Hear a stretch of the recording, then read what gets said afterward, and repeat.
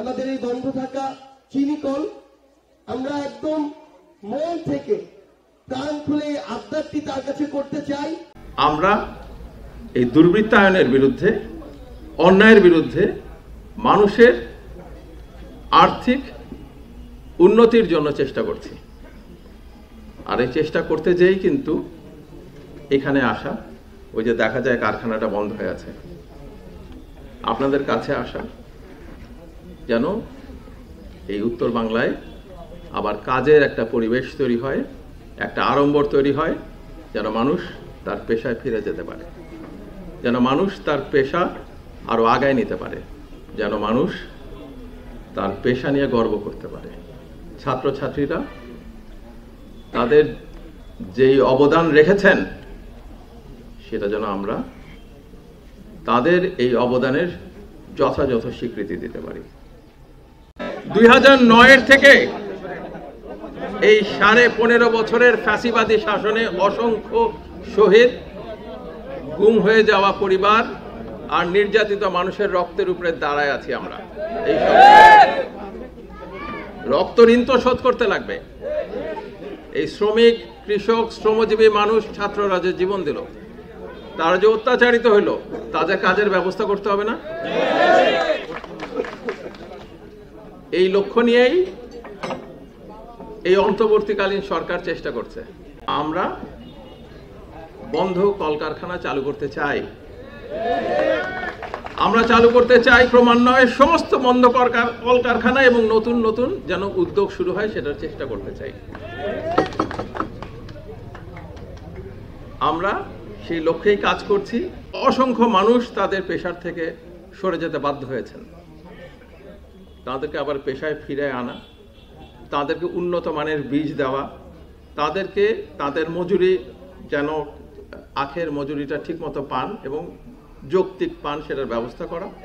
আর যারা অনেক দিন ধরে চাকরি করেছেন কিন্তু পেনশন পাচ্ছেন না, গ্র্যাচুইটি পাচ্ছেন না, তাদের সেটা পৌঁছায় দেওয়া তাদের কাছে, এই কাজগুলি করার চেষ্টা করছি। এটার জন্য একটু সময় লাগছে, যত দ্রুত সম্ভব আমরা করার চেষ্টা করছি, কিন্তু আমরা কাজ শুরু করে দিয়েছি। বাংলাদেশ কৃষিভিত্তিক দেশ, কৃষকদেরকে সাপোর্ট দেওয়াই একটা জনসমর্থিত সরকারের কাজ। সেই কাজটা করার জন্যই আমরা এসেছিলাম। আমরা চেষ্টা করছি যেন একটার পর একটা বন্ধ কারখানাগুলো খুলে দেওয়া যায়। ছাত্র জনতার অভ্যুত্থানের মধ্যে দিয়ে যে পরিবর্তনটা এসেছে, সেই পরিবর্তনটা সবসময় পজিটিভ একটা আকাঙ্ক্ষার জন্ম দিয়েছে এবং সেটা আকাঙ্ক্ষাটা থাকাটাই স্বাভাবিক। তো সেক্ষেত্রে আমরা চেষ্টা করছি, কারণ হঠাৎ করে ব্যাপক পরিবর্তন আনা তো সম্ভব না, পরিবর্তনের রাস্তাটা শুরু করে দেওয়া যায়, আমরা সেটাই চেষ্টা করছি। সবগুলা কারখানায় যেগুলো বন্ধ হয়ে গেছে সবগুলাই তালিকার মধ্যে থাকবে। তারপরে কোনোটা একদিন আগে হবে, কোনোটা 2 দিন পরে হবে। আমরা চেষ্টা করছি একটার পর একটা চালু করার।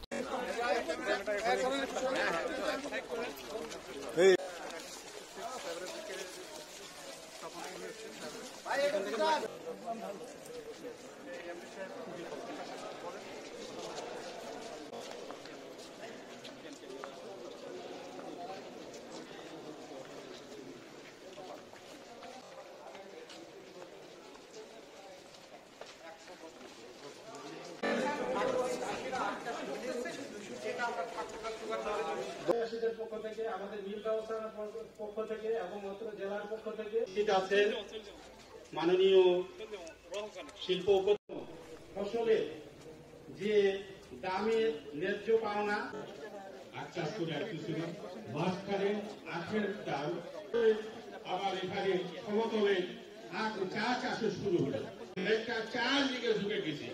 এখন বাস্তবে যে চায়ের যে চাষিরা এখন চা তুলে ফেলাচ্ছে, আমি দীর্ঘদিনের এক চাষি, এখনো আমার পোষা যাবে ইনশাল্লাহ। আপনার মিলটা চালু করেন, আমরা অনেক এক চাষ গাছে ভেড়াদাল আমার 11 বছর মুড়ি পোষারও তাই রেজাল আল্লাহ রহমত। ঠিক আছে, এই যে রাত্রেবেলা বেশি থাকবে সেটি সর্বোচ্চ 8% কাটতে পারবে। আর সিদ্ধান্ত নেওয়া হয়েছে যে কোনো মধ্যসত্ত্ব ভোগের কাছ থেকে তারাও কিনবে না, এই কারণে এই চাটা ভালো কোয়ালিটির মধ্যে হচ্ছে না। এবং আপনি আপনার মতো আমাদেরকে শুনিয়ে যাবেন, এটা আমাদের প্রত্যাশা করবো। আমাদের আজকে বহুদিনের আকাঙ্ক্ষিত ভিন্ন অভিমত গ্রহণ না করে এই মিলকে বন্ধ ঘোষণা করা হয়েছে। রাতে কর্মচারী কর্মকর্তার রুজি রোজগারের ব্যবস্থা হচ্ছে আমাদের এই চিনিকল। আমরা মানববন্ধন করেছি, আমরা প্রতিবাদ করার চেষ্টা করেছি। আমাদের এই বন্ধ থাকা চিনিকল আমরা একদম মন থেকে প্রাণ খুলে আবদারটি তার কাছে করতে চাই।